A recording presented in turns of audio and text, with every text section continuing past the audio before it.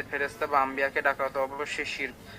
তার উত্তর হচ্ছে ফেরেশতা বা আম্বিয়াকে ডাকা তো অবশ্যই শিরক। সেটা তো বিভিন্ন অর্থে বর্ণিত হয়েছে। কেননা তাদেরকে আল্লাহর কেন কোন আয়াতে আল্লাহর জন্য সন্তান সাব্যস্ত করাকে কুফরি বলা হয়েছে, কারণ সন্তান আল্লাহর সঙ্গে সম্পর্ক করাটাই আলাদা কুফরি। আল্লাহ তাআলা বলেছেন, বলো তিনি আল্লাহ এক, তিনি ব্যতীত সত্য ইলা নেই, আল্লাহ মুখাপেক্ষি। সূরা ইখলাস আয়াত 1-2। আহাদের অর্থ হলো তিনি একক, কিংবা সমতুল্য কেউ নেই। সামাদের অর্থ হলো একমাত্র প্রয়োজনীয়, একমাত্র যা স্মরণ নেওয়া হয়। অতএব যে এটা অস্বীকার করবে সে কাফের হয়ে যাবে, যদি এই সূরাটি অস্বীকার করে না, যদিও সে সূরাটি অস্বীকার করে না। আল্লাহ তাআলা বলেছেন, আল্লাহ কোনো সত্য গ্রহণ করি না, তার সঙ্গে অপর কোনো সত্য নেই। সূরা মুমিনুন আয়াত নম্বর 91। আল্লাহ তাআলা কুফরের দুটি প্রকরণের উল্লেখ করেছেন, যা তিনি এই দুভাইকে পৃথকভাবে কুফরি সাব্যস্ত করেছেন। অনুরূপভাবে আল্লাহ তাআলা বলেন, এই লোকগুলো নিজেদের জিনকে আল্লাহর সাথে শরীক বানিয়ে নিয়েছে, অথচ ওগুলোকে আল্লাহ সৃষ্টি করেছেন, আর তার জন্য কতগুলো পুত্র ও কন্যা উদ্ভব করে নিয়েছে, যার কোনো জ্ঞান বাঁধে যায় যুক্তি প্রমাণ ছাড়া। সূরা আনাম আয়াত নম্বর 100। এভাবে এই আয়াতগুলোকে আল্লাহ তাআলা দুই প্রকারের কুফরি পৃথকভাবে উল্লেখ করেছেন। এর প্রমাণ এটাও হতে পারে যে তারা লাতকে আহ্বান করে কাফের হয়ে গেছিল, যদিও লাত ছিল একজন সৎ লোক, আর যারা আল্লাহর ছেলেও বলেনি। অনুরূপ যারা জিনকে পূজা করে কাফের হয়েছে, তারা তাদেরকে আল্লাহর ছেলে বলেনি। তদ্রুপ মুরতাদ যারা ঈমান আনার পর কাফের হয়ে যায়, তাদের সম্পর্কে আলোচনা করতে গিয়ে চার মাযহাবের আলেমগণ বলেছেন, যদি মুসলিম ধারণাকে যে আল্লাহর ছেলে রয়েছে, তবে সে মুরতাদ হয়ে গেল। তারাও দুই প্রকারের কুফরির মধ্যে পার্থক্য করেছেন, এটা তো খুবই স্পষ্ট। আর যদি সে আল্লাহর এই কালাম পেশ করে, সাবধান, আল্লাহর অলিগণ যারা, তাদের কোনো আশঙ্কা নেই এবং তাদের কোনো চিন্তাগ্রস্ত হবে না। তাই বলে এ তো অভ্রান্ত সত্য, তবে তাই বলে পূজা করা চলবে না। আর যদি আমরা আল্লাহর সঙ্গে অপর কারো পূজা বা শিরকের কথাই উল্লেখ করায় যা অস্বীকার করছি, নচেত আউলিয়াগণের প্রতি ভালোবাসা রেখে তাদের অনুসরণ করে এবং তাদের কারামাতগুলো স্বীকার করা আমাদের জন্য অবশ্যই কর্তব্য। আর আউলিয়ার কারামাতকে বিদাতি ও বাতিল কর্মী ছাড়া কেউ অস্বীকার করে না। আল্লাহ দিন দুই সীমার অতিরঞ্জন ও কমতি করার মধ্যস্থল, আর বিপরীতমুখী পরিস্থিতির মাঝখানে হেদায়েত ও দুই বাতিলের মধ্যে অবস্থিত হক।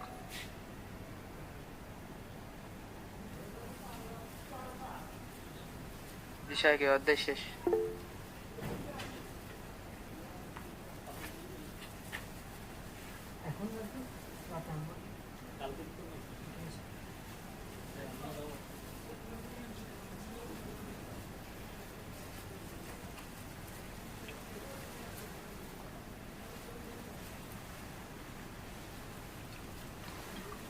শাইখ পড়া শেষ।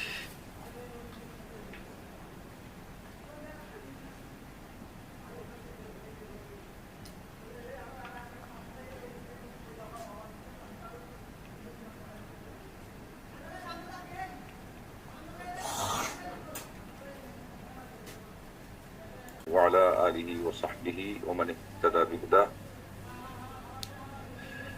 তো এ পর্বে এসে আজকে আমাদের ষষ্ঠ ক্লাস। এখানে যে শিরোনাম আসছে সেটা হলো সজ্জন নেক ব্যক্তি যাদেরকে অনেকে অলি আউলিয়া বলে আখ্যায়িত করে থাকেন, এনাদের শরণাপন্ন হওয়া, তাদের কাছে সাহায্য কামনা করা, বিপদে উদ্ধার কামনা করা, তাদের সুপারিশ কামনা করা, এটা যে শিরক, এই বিষয়ে তিনি আলোচনা করবেন। তবে প্রতিপক্ষ বলছে যে আমরা এইগুলো শিরক হিসাবে করি। এই জন্য কথাটা শুরু হয়েছে এভাবে যে যদি সে বলে যে আমরা তো আল্লাহর সাথে শরীক করি না এবং এটার উপর শতধিক হতেই পারে না, আমরা এটা পারিত করি না, তবে সৎ ব্যক্তি যারা, তাদের শরণাপন্ন হওয়া এটা আবার শিরক না। তখন তুমি তাকে বলো যে যদি তুমি স্বীকার করে থাকো যে আল্লাহ পাক শিরককে হারাম করেছে এবং এমন ভাবে হারাম ঘোষণা দিয়েছেন যে এটা বিচার অপেক্ষা মারাত্মক, আর যদি তুমি স্বীকার করে থাকো যে আল্লাহ রাব্বুল আলামিন এটাকে কোশ্চিনকালে ক্ষমা করবেন না, তাহলে এটা কোন সেই বস্তু তুমি আমাকে বলো যেটা আল্লাহ রাব্বুল আলামিন এত মারাত্মক আকারে তিনি তুলে ধরেছেন এবং বলেছেন যে এটাকে তিনি কখনো ক্ষমার দৃষ্টিতে দেখবেন না। তো উনি বলতে চাচ্ছেন যেহেতু সে আসলে এটা জানে না, অতএব তুমি তাকে তুমিই বলো যে কিভাবে তুমি নিজেকে মুক্ত ঘোষণা করে থাকো যে আমি শিরিক করি না, অথচ তুমি শিরিকটা চিনোই না। উনি প্রশ্ন করে নিজে উত্তর দিচ্ছেন কেন, এটা পরিষ্কার যে সে জানে না। যদি জানতো তাহলে এটা বলতে পারতো না যে আমরা শিরিক করি না, আবার ওই শিরিকের কথাই স্বীকার করতেছে, সুস্পষ্টভাবে স্বীকার করা ছাড়া, মানে শিরিকের আচরণটা তার মাঝে মেনে নিয়ে যে আমরা ওনাদের শরণাপন্ন করি, তখনই তার উপরে এতটি কথা আরোপ হচ্ছে যে তুমি শিরিক চিনোই না। কিভাবে আল্লাহ রাব্বুল আলামিন তোমার উপরে এটা হারাম করলেন, আর তিনি বললেন যে এটা মাফ করবেন না, আর তুমি এটা সম্পর্কে জিজ্ঞাসাও করো না কাউকে যে তাইলে এই জিনিসটা কি, আর নিজেও চিনো না। এগুলো তার উপর দোষারোপ তিনি চাপিয়ে দিচ্ছেন। এরপরে বলছেন, তুমি কি মনে করো যে আল্লাহ রাব্বুল আলামিন এটাকে হারাম ঘোষণা দিবেন, আবার এটা বর্ণনা করবেন না? ওই যে এই জন্য উনি ভূমিকাতে এটা বলছেন যে এটা কি জিনার চেয়ে আরো জঘন্য কিনা। এটা এই জন্য বলেছেন যে এটা তো সে জানে এবং সেও মানে যে জিনা হারাম আল্লাহ সুস্পষ্ট বর্ণনা দিয়েছেন। তো উনি বলছেন এটা তো এটার চেয়ে আরো জঘন্য, তাইলে এটা সুস্পষ্ট বর্ণনা নাই নাকি? না, আছে।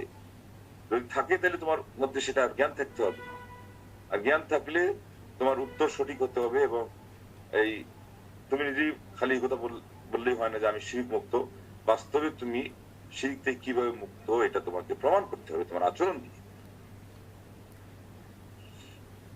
তারপরে যদি সে বলে যে শিরিক তো হলো মূলত মূর্তি পূজা করা, আমরা তো মূর্তি পূজা করি না, তখন তুমি বলো যে মূর্তি পূজার মানে কি?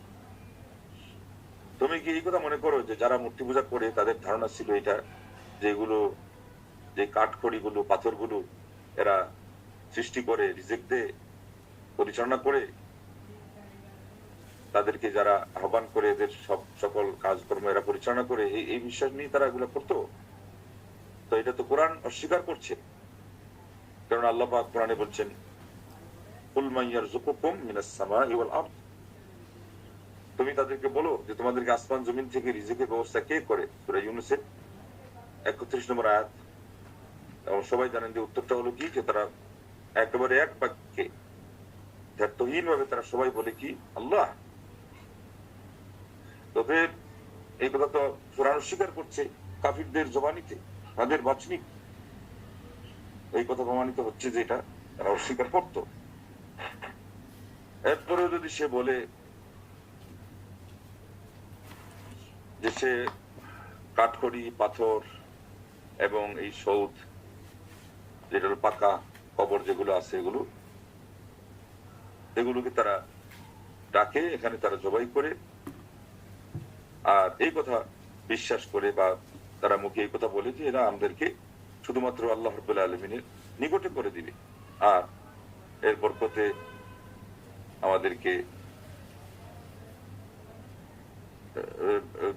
আমাদেরকে দান করবে। তখন তুমি তাকে বলো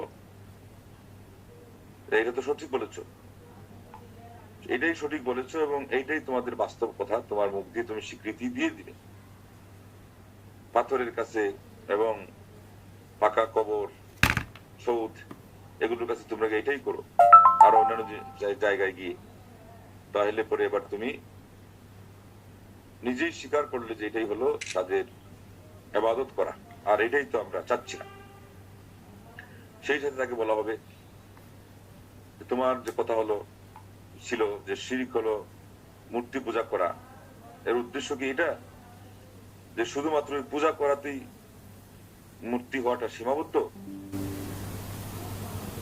নাকি না সৎ ব্যক্তি যারা তাদের উপরে ভরসা করা, তাদেরকে ডাকা এর মধ্যে প্রবেশ করে, এর মধ্যে এটা শামিল? আর এটাকে তো আল্লাহ রাব্বুল আলামিন তার কিতাবের মধ্যে তিনি প্রতিবাদ করেছেন, রদ করে দিয়েছেন, যে যারা ফেরেশতাদের সাথে সম্পৃক্ত হয় অথবা ঈসা আলাইহিস সালাম অথবা অন্যান্য সালেহদের সাথে, তখন সে অবশ্যই স্বীকার করবে যে ব্যক্তি আল্লাহর সাথে সৎ ব্যক্তিদের মধ্যে হতে কাউকে শরীক করে, তার এই কাজটা হলো ওই শিরকের কাজ যেটা কোরআন কারীমের মধ্যে আল্লাহ উল্লেখ করেছেন। এইটা যদি সে বলে দেয়, উনি বলছেন তাহলে তো এটা হয়ে গেল, কিন্তু এটা সবাই জানে যে তারা এটা সূক্ষ্ম পার্থক্য না বুঝতে পারার কারণে বলে ঠিকই বলার সময় কিন্তু আমলে ধরে রাখতে পারে না। তারা নিজেরা ব্যাখ্যা করে নিয়ে নিচ্ছে যে সজ্জনদের উপরে ভরসা হোক, যেটাই হোক, তাদেরকে ডাকা হোক, এটা শুধুমাত্র মাধ্যম হিসাবে, এটাকে আমরা মাহবুদ হিসাবে মূলগত ভাবে নিচ্ছি না, অতএব আমরা যেগুলোই করতেছি এটা শিরিক না তাদের হলো এটা। তখন তিনি শেষে গিয়ে বলছেন যে এই বিষয়ের রহস্য, এই রহস্যটা দিয়ে তিনি এটাকে খোলাসা করবেন সুন্দর করে, যে যদি বলে যে আমরা শিরিক করি না, তখন তুমি তাকে বলো যে শিরিকটা কি এবং আমাকে তুমি শিরিকের ব্যাখ্যা দাও। তো এই এই শেষের কথাটা হলো পুরা আগের চ্যাপ্টারের একটা খোলাসা, এই জন্য এটা ভালো করে বুঝলে আগের কথাও পরিষ্কার হয়ে যাবে। যদি সে বলে যে শিরিকটা তো হলো মূর্তি পূজা করা, তখন তুমি বলো যে মূর্তি পূজা কি এবং এর ব্যাখ্যাটা কি। এরপরে সে যদি বলে যে আমি তো কেবলমাত্র আল্লাহ রাব্বুল আলামিন এর জন্যই ইবাদতকে নিবেদন করি, তখন তুমি বললো যে তাহলে আল্লাহ রাব্বুল আলামিনের উদ্দেশ্যে যে ইবাদতকে নিবেদন করা, এটারও অর্থ কি, ব্যাখ্যা বলে দাও। দুইটা প্রশ্ন তাইলে এখানে মূল বেরিয়ে আসে। একটা হলো তাদেরকে বলতে হবে যে মূর্তি পূজা বলতে কোন জিনিসকে তারা বুঝে। দ্বিতীয় হলো আল্লাহ রাব্বুল আলামিনের ইবাদতকে তারাও দাবি করে, খাঁটি ভাবে ইবাদত করে। আমরা যে শব্দগুলো বলি ওয়াহদাহু লা শারীকা লাহু, এককভাবে আল্লাহকে আমরা মানলাম, তার সাথে কাউকে শরীক করি না, এটা তারাও বলে। তো শেখুল ইসলাম বলছেন যে তুমি তাকে প্রশ্ন করে যে এই কথাটার ব্যাখ্যাটা কি, মানে এটার সঠিক ব্যাখ্যাতে এসে গেলে কিন্তু মতানৈক্য থাকে না, শিরিক থাকে না। কিন্তু সমস্যা হলো এই জায়গায় যে এখানে তারা দখল দাবা করে এর ভুল ব্যাখ্যাটা তারা লালন করে, শিরিকও করে, আবার দাবিও করে যে আমি শিরিক করিনি। তখন তিনি বলছেন ফাইন ফাসসারাহা বিমা বায়্যানাহুল কুরআন ফাহুয়া মাতলুব, যদি কোরআন যেভাবে বর্ণনা করেছে, ওই যে মাধ্যম ধরলেও কি হয়, শিরিক হয়, তো সে যদি এইভাবে বর্ণনাটা ঠিক মতো ব্যাখ্যা করে দিয়ে দেয়, আর আল্লাহ রাব্বুল আলামিনের একত্ববাদের ইবাদত কিভাবে হয় এটা কোরআন তো বলছে, কোরআন হাদিস 79,000 বার বলেছে, হাজার বার, যে আল্লাহ রাব্বুল আলামিনের সাথে ইবাদতের কোনো একটা দিক ও বিভাগে, কোনো একটা ক্ষেত্রে সামান্যতম কোনো বিষয়ে এর লেশ মাত্র থাকবে না। বলেন এই ব্যাখ্যা যদি সে দিতে পারে তাহলে তো এটাই আমাদের কাম্য। কিন্তু সমস্যা তো সেই জায়গায়, সেটা হলো কোনটা, যে যদি সে এটার সঠিক সংজ্ঞা না বলতে পারে, সে তার ডেফিনিশনটা দিতে গিয়ে ভুল দেয়, ইনফরমেশনটাই বোঝা যায় তার কাছে রং, অথবা সামথিং ইজ রং, মানে সামান্য যদি ভুল থাকে, এটা আপনারা জানেন যে এই বিষয়ে সামান্য ভুল থাকলে কি হবে, ওই বড় সমস্যা হবেই।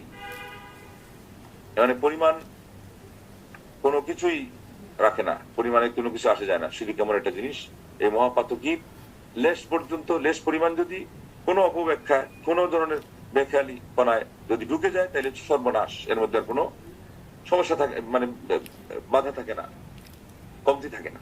সেই জন্য উনি বললেন যে যদি সে তার সংজ্ঞাটাই না দিতে পারে, তখন কিভাবে সে দাবি করে আমার একটা জিনিসের যেটা সে জানেই না, এটা উনি নিজেই নিজ থেকে বলতেছেন, যেটাই বাস্তব কথা। কিভাবে একজন মানুষ দাবি করতেছে যে আমি শিরিক করি না, আমি আল্লাহর একত্ববাদকে একেবারে নিরঙ্কুশ ভাবে সাব্যস্ত করে ইবাদত করি, কিন্তু সে সংজ্ঞায় জানে না।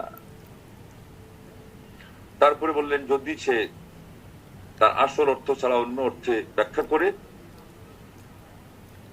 তা যেটাকে আল্লাহ রাব্বুল আলামিন সুস্পষ্ট আয়াত দ্বারা ব্যাখ্যা করে দিয়েছেন, এবং আল্লাহ রাব্বুল আলামিন যেখানে মূর্তি পূজা কিভাবে হয় সেটাও বলে দিয়েছেন, আর ওই যুগে তারা কি করতো আল্লাহ পাক সেটাও বলে দিয়েছেন,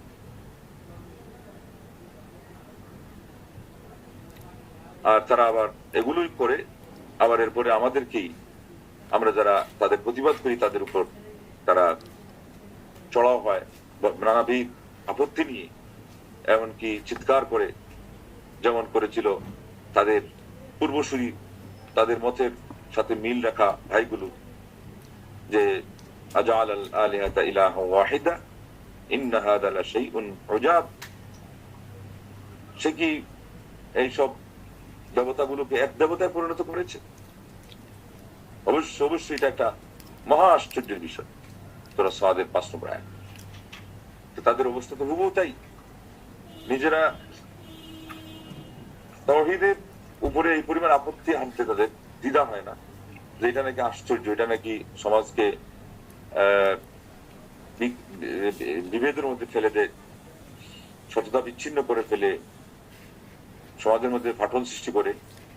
আর এদিকে আবার দাবি করতেছে না আমরা এই শিরিক করি না।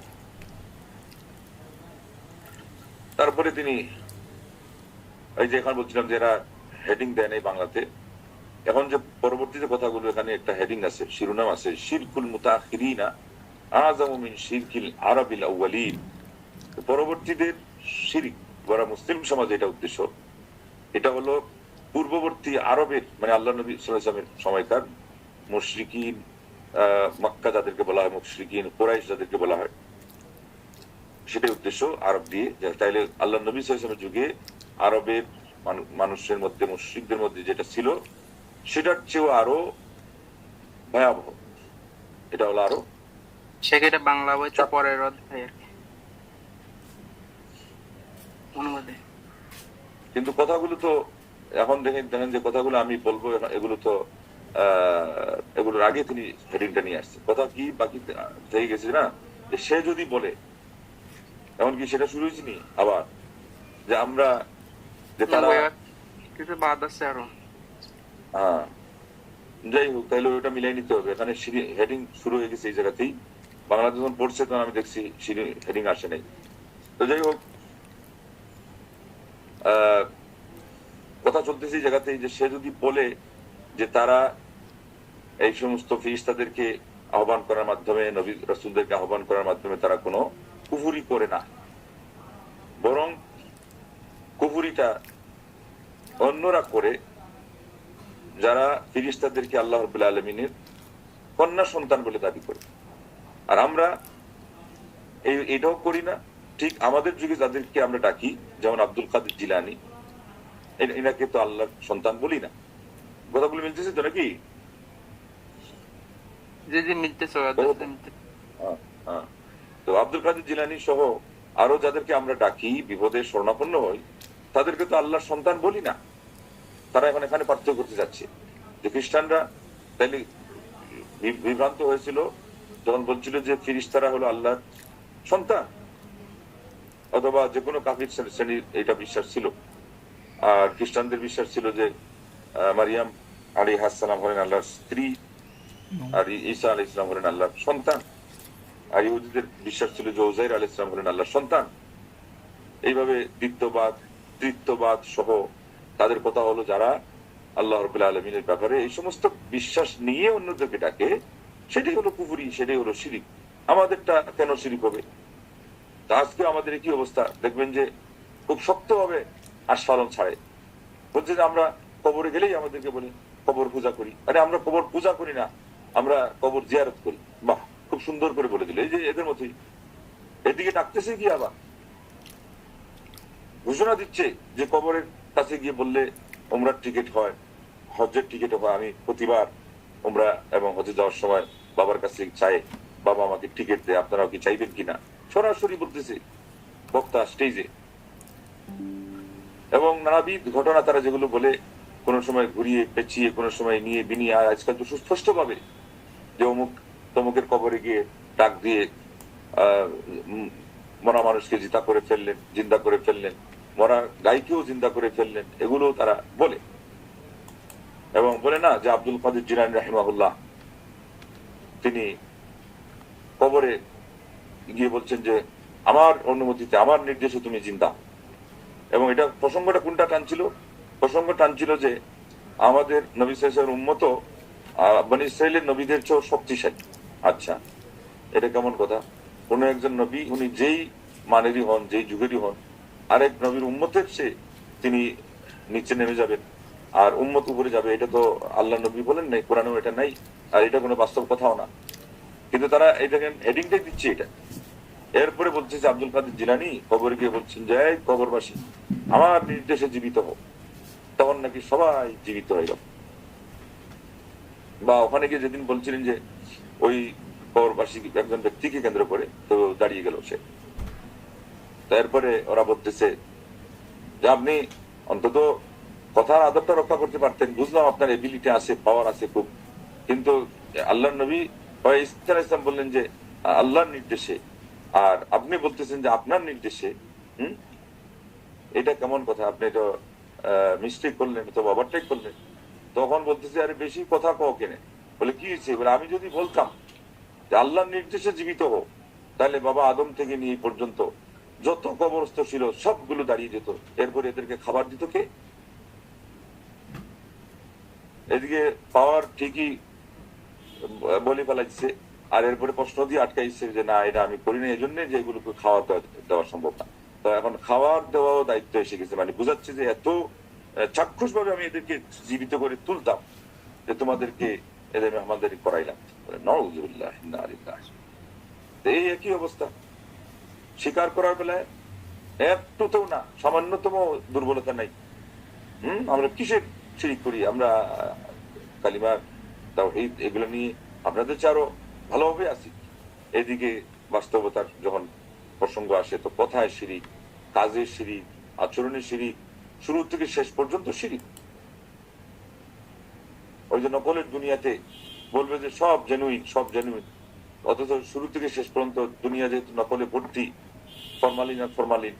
তো এই যে অবস্থা আমাদের সমাজে, গোটা বাজার ভর্তি ফরমালিনে, আর সবাই দাবি করতেছে কি, হ্যাঁ আমাদেরটা ফরমালিন মুক্ত, আমাদের এখানে এটা একেবারেই ফ্রেশ, এর আমাদের কোনো জিনিসের মিশ্রণ নাই। তো আমাদের এটা হয়েছে পরে, আগে আকীদাগত অঙ্গন এইভাবেই আমাদের কলুষিত হয়ে গেছে, যে আমাদের এখানে কোনো শিরিকের নাম গন্ধ পর্যন্ত নেই, অথচ আপাত মস্তক শিরিকের মধ্যে ডুবা। সবই যদি শিরিকের মধ্যে ডুবা হয়, তো এমত অবস্থায় আর সে স্বীকার করবে কোনটা? সর্বাঙ্গই ব্যথা, ঔষধ মালিশ করিবে কোথা? তো ঘটনা হলো এইভাবেই বুঝতে হবে। তো উনি বলছেন যে উত্তর এই নাও, যে সন্তানের দাবি করাটা এটা হলো আরেকটা আলাদা কুফুরি। উনি এখন প্রমাণ করবেন যে কুফুরি এখানে দুইটা হয়ে গেছে, ডবল হয়ে গেছে। তারা যে সন্তান দাবি করছে, আবার ওদেরকে ডাকতেছে, এই সন্তান দাবি করাটা একটা স্বয়ংসম্পূর্ণ কুফুরি, আর ওদেরকে ডেকে ওদের মাধ্যম ধরা, শরণাপন্ন হওয়া, ওটা হলো দ্বিতীয় নম্বর কুফুরি। আল্লাহ পাক বলছেন, কুল হুয়াল্লাহু আহাদ, নবী তুমি বলো যে তিনি আল্লাহ, তিনি হচ্ছেন একক, একক আল্লাহ সামাদ, তিনি ও মুখাপেক্ষী। সূরা ইখলাসেই আমরা এই কথাগুলো পাচ্ছি। আল আহাদ এর অর্থ উনি বলছেন যার কোনো উপমা নেই, উদাহরণ নেই। আর সামাদ হচ্ছে প্রত্যেকটা মাখলুকাত যার মুখাপেক্ষী, এবং যিনি কারো মুখাপেক্ষী নন। তার আরো অনেক অর্থ আছে, এখানে মূল এটা ধরা হয়েছে।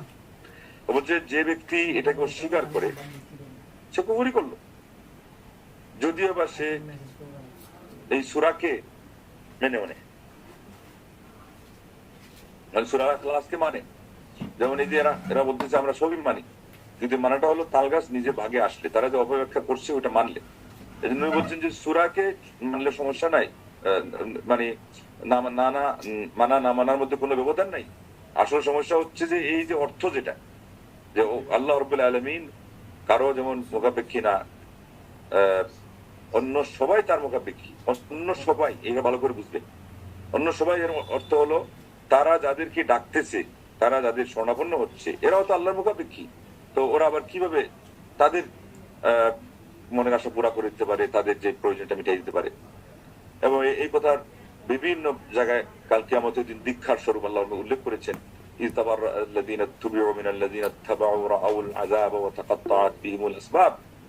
সেই দিন যখন যারা যাদের আশা করেছিল, যারা যাদের ওসিলা ধরেছিল, ধর্ণা দিয়েছিল যাদের, এরা যখন তাদের থেকে আলাদা হয়ে যাবে এবং তারা শাস্তি যখন দেখবে, তখন কি অবস্থা হবে? অন্য জায়গায় বলছে, এরা তখন বলবে যে আল্লাহ এদেরকে ডবল শাস্তি দাও।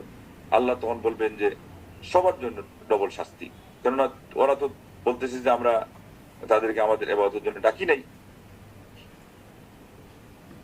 আর তোমরা তাইলে নিজেরা নিজ থেকে ভুল করছো।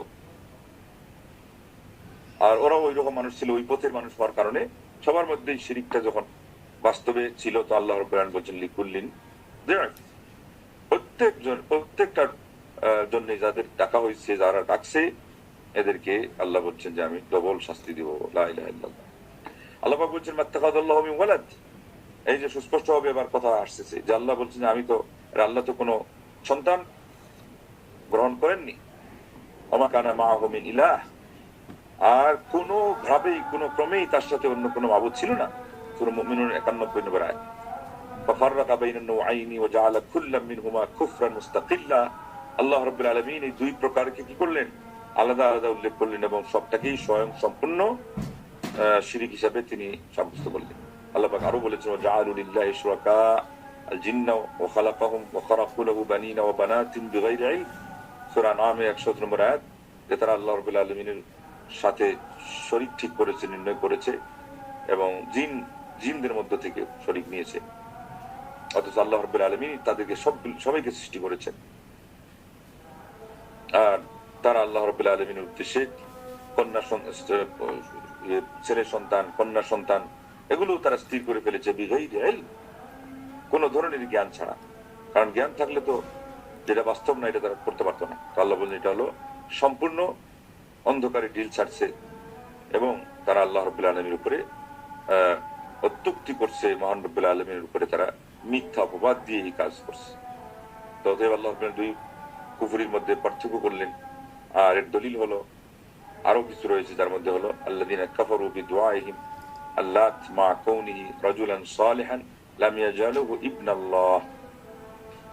যারা লাত এর ইবাদত করে, যদিও বা লাত সম্পর্কে অনেকে বলছেন যে এটা পাথর বা গাছ ছিল, তো আসল ব্যাকগ্রাউন্ড হলো এটাও একটা মানুষ ছিল। এখন উনি যে বলছেন এর অর্থ হলো এটাকে তারা ওটার প্রতিকৃতি হিসাবে এটা বানানো ছিল, এটাকে তারা পূজা করত। তো উনি বলছেন যে ইনি তো একজন মানুষ ছিলেন মূলত।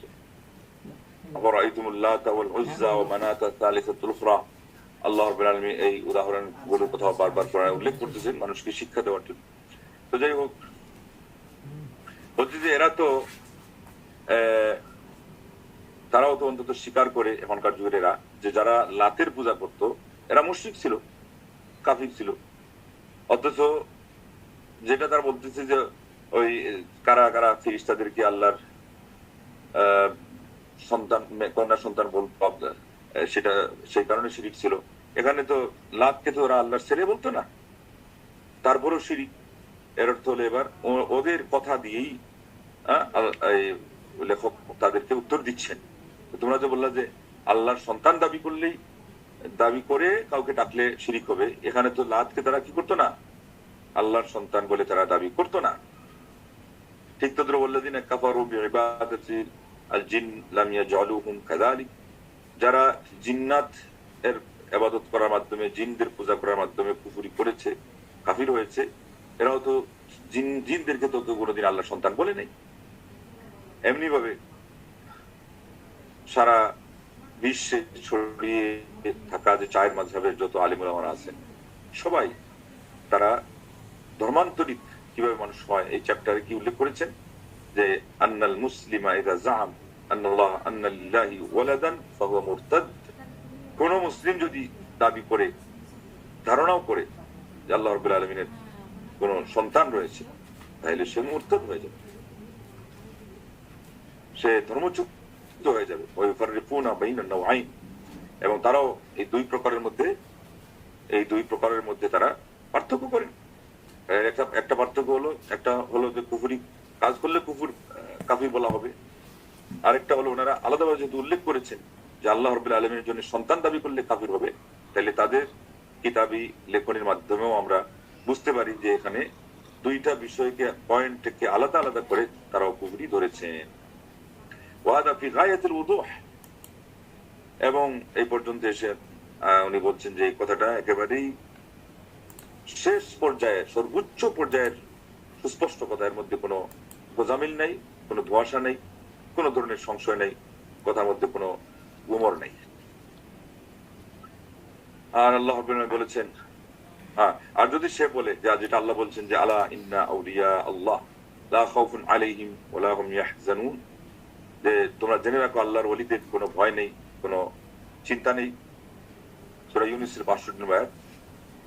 মানে তাহলে কি বলতে চাচ্ছে, বলে এরা আল্লাহর ওলি, এদের ভয় নাই চিন্তা নাই, তাইলে ওদেরকে দিয়ে আমরা মাধ্যম ধরবো, এটা আর কি তাদের বিতর্কের কথা। তখন বলছেন তিনি, ফাকুল, তুমি বলে দাও, হাযা হুয়াল হক, যে আল্লাহর ওলি যারা ভয় যাবে, তাদের ভয় নাই চিন্তা নাই, এটা তো সত্য কথা। কিন্তু ওয়ালাকিন লা ইয়াবুদু ওয়া নাহনু লাম নাযকুর ইল্লা ইবাদাতুহুম মা আল্লাহ ওয়া শিরকাহুম মা। তারা যে এই জিনিস থেকে মুক্ত থাকবে, তাদের পুরস্কার, এর মধ্যে তো কোনো সমস্যা নাই। কিন্তু ওয়ালাকিন লা ইউবাদুন, সমস্যা ওই জায়গায় যে তাদেরকে ইবাদত তো করা যাবে না, আর তোমরা সেটাই করতেছো। নাহনু লাম নাযকুর ইল্লা ইবাদাতুহুম মা আল্লাহ ওয়া শিরকাহুম মা। আমরা এটাই বলতে চাচ্ছি যে তোমরা আল্লাহ রাব্বুল আলামিনের সাথে তাদেরকে দিয়ে শিরক করো এবং তাদের ইবাদত করো। আমরা নিন্দা করলে সেটাই করছি। আমরা তো আর আল্লাহর ওলি এদেরকে অস্বীকার করা, অ্যাভয়েড করা, তাদেরকে অবহেলা করা, এই ধরনের কোনো কথা তো এখানে আমরা বলি নাই, আর হয়ও নাই। এই কথাটা কেন বললেন জানেন? এটার জন্য বলছেন যে তারা তাদের কথা অনুযায়ী যখন ওলিয়া উলিদের দেখছে যে আমাদের এই বক্তব্যের মধ্যে ওই রকম রেসপেক্ট নাই, তাদের ধারণা অনুযায়ী, তখন তারা সবসময় কি বলে থাকে? তারা বলে থাকে যে এরা ওলিয়া উলিয়াদেরকে মানে না, আল্লাহর ওলি যে কেউ আছে থাকতে পারে এটা তারা বিশ্বাস করে না, আর কারো যদি কোনো কারামতি প্রকাশও পায় তাইলে যারা ওয়াহাবি টাইপের মুসলমান এরা এদেরকে স্বীকার করে। আসল ঘটনা কি এটা? আসল ঘটনা হলো তারা যেভাবে এদের ধর্ণা দিতে চায় এবং বলতে চায় যে এদের ধর্ণা দেওয়াটা হলো উচিত এবং পাওনা, যেহেতু তারা বিশেষ আল্লাহর বান্দা, তো ওই ব্যাখ্যাতে যখন একজন মুসলমান একমত না হলো, তখনই তারা উল্টা বলে দিল কি যে এরা একচাটিয়া না, নবীদের সমান করে। আমি নিজে কানে শুনেছি, যেহেতু তারা ওই নবীর খবরে কিছু চাইবে, আল্লাহ নবী সাল্লাল্লাহু আলাইহি ওয়াসাল্লাম একে তারা ডাকে, তারা বিপদের শরণাপন্ন হয়। আপনি যখন বলবেন যে না এটা তো জায়েজ নাই, তখন তারা উত্তর এটা বলে না যে জায়েজ। তাদের একটা টেকনিক হলো সব সময় দুর্বল পয়েন্টে যারা আছে তারা আপনাকে গায়েল করার জন্য আপনার যেই কথাটা যেই অর্থ বহন করে না, তারা নিজেরা টেনে নিয়ে সেরকম একটা অর্থ বের করে আপনার উপরে এটাকে অপবাদ হিসেবে চাপিয়ে দেওয়ার একটা টেকনিক সবসময় তারা অবলম্বন করে থাকে। এখানে তাই হচ্ছে। ওয়াইল্লা ফালওয়াজিবু আলাইক হুব্বুহুম। এই দেখেন, উনি বলছেন যে আমরা শুধুমাত্র তাদেরকে ডাকা এবং তাদেরকে দিয়ে আল্লাহর সাথে শিরিক করার প্রতিবাদ করে থাকি।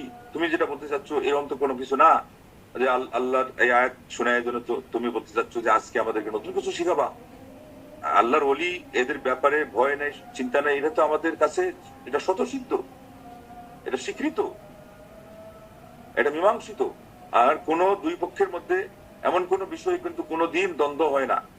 কেউ যদি শত অজুহাত খাড়াইয়াও বলে যে না এবার দ্বন্দ্ব করতেছেন আপনি, কিন্তু আপনি যখন প্রমাণ করতে পারবেন যে না এই কথার মধ্যে আর এই কথায় আমার আপনার মধ্যে কোনো ব্যবধান নাই, তখন দ্বন্দ্বটা একেবারে হয়ে যাবে, বিলীন হয়ে যাবে মরিচিকার মতো করে। কিন্তু তারা এটাকে একটা দ্বন্দ্বের প্রসঙ্গ বানাইয়া যে তারা কোনো উত্তর নেই, এটাকে তারা জিয়ে রাখতেই চায়।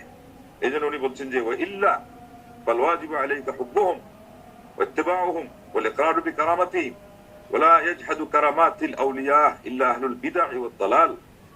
তাদেরকে মহব্বত করা তোমার পক্ষে ওয়াজিব, মানে ফরজ, জরুরি, আমার পক্ষে জরুরি, এটা বলতে চাচ্ছেন উনি। এবং তাদের অনুসরণ করা, অনুসরণ বলতে কি ভালো কাজে তারা যেভাবে সৎ পথে চলছেন, হেদায়েতের পথ যেখানে যেটা তারা চলছেন, নেক আমল করছেন, এগুলো কথা বলছেন ইজমালি ভাবে। আর নাহলে তো চূড়ান্ত পর্যায়ে অনুসরণ হবে আল্লাহ নবী সাল্লাল্লাহু আলাইহি ওয়াসাল্লাম। তো উনি এই জায়গায় এসে এটাও বলতে চাচ্ছেন যে আমরা তাদেরকে ফলো করতে পারি। তো তুমি যেটা বলতে চাচ্ছ সেটা তো না যে তাদেরকে দিয়ে শিরিক করবা। তাদের মহব্বত করা, তাদেরকে অনুসরণ করা, এবং তারা কোনো কারামতি যদি আল্লাহ কারো উপরে প্রকাশ করে থাকেন সেটাকেও স্বীকার করা, এগুলো অবধারিত, অপরিহার্য মানা। বরং বলতে গেছেন যে আল্লাহ রাব্বুল আলামিন ওলিদের কারামতিকে অস্বীকার করা এটা শুধুমাত্র বেদাতপন্থী এবং গুমরাহ মানুষের কাজ, এটা কোনো হেদায়েতপন্থী মানুষের কাজ না। এরপরে উনি বলছেন দীনুল্লাহ ওয়াসতান বাইনা তারাফাইন ওয়া হুদান বাইনা দালালাইন ওয়া হাক্কুন বাইনা বাতিলাইন। আল্লাহর দ্বীন হলো এই উভয় পক্ষের বিপরীত যে দুইটা বিম্ব, তার মাঝখানে অবস্থান করা, হকটাকে মেনে নেওয়া যে আল্লাহর ওলি কেউ হয়ে থাকলে, কোন মানুষ ভালো হলে, ভালো আলিম হলে, তার মধ্যে দলিল প্রমাণ থাকলে তাকে সম্মান করা, আর তাদেরকে দিয়ে শিরিক না করা। তাইলে বিপরীত কোনটা হলো এখানে? সম্মান না করা, আর আরেক দল এদেরকে দিয়ে শিরিক করে ফেলে। তো এটা হলো দুই বিপরীত দিক। মাঝখানে হলো তাদেরকে সম্মান করো, ফলো করো, কেরামত যদি প্রকাশ পায় এটা স্বীকারও করো, কিন্তু তাদেরকে শিরিক করো না। এটা হলো সমান। দুই গুমরাহের মাঝখানে হেদায়েত এবং দুই বাতিলের মাঝখানে একটা হক।